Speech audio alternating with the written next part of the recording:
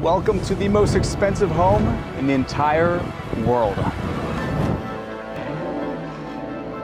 So the chateau was built in 1651 and took 10 years to complete. Built by the same architect who designed the Palace of Versailles. It has 40 bedrooms, 5 living rooms. Welcome to the royal dining room.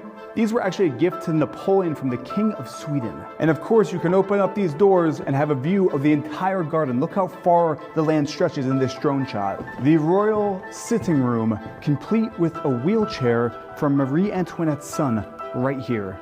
That's his actual wheelchair. The art alone in here might be worth more than the home itself. Your royal ballroom with gold leafing everywhere. The king's bedroom, where the royalty is made.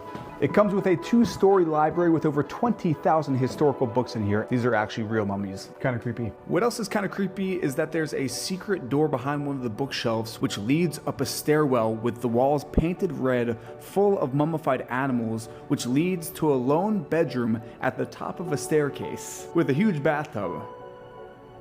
The chateau also has a grotto, and I haven't even shown you the Indian palace that's for rent. Follow for more.